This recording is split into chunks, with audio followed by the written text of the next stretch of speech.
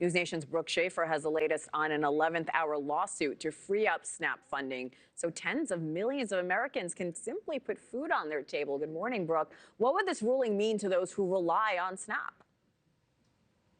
Henna, good morning. As you said, the roughly 42 million Americans who rely on SNAP, they are watching for this ruling, which could mean they get at least some money to help them buy groceries. The federal judge overseeing this case, she seemed skeptical the government could just cut off funding for food stamps starting tomorrow.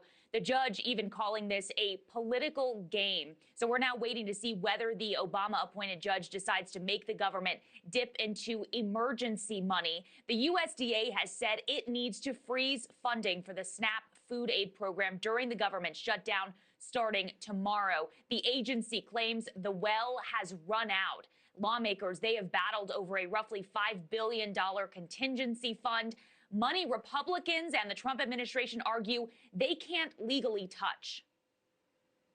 When it comes to SNAP, some of the Democrats have argued that you can use this contingency fund, but the truth is there's no legal mechanism to do it. Republicans are willing to starve hungry children in this country and take away SNAP benefits starting on November 1st so they can pressure Democrats into gutting the health care of the American people.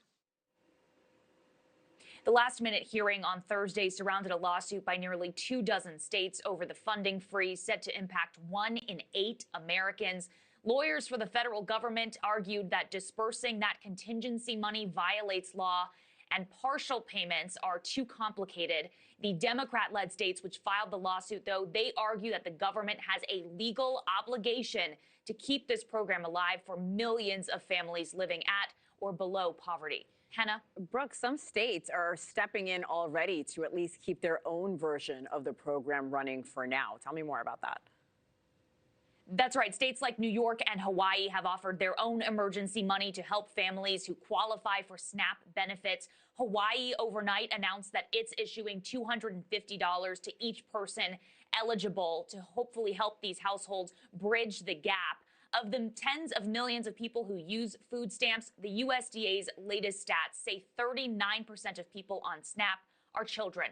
Thank you for watching. Subscribe below and download our NewsNation app right now on your phone, and you will get fact-based, unbiased news for all Americans.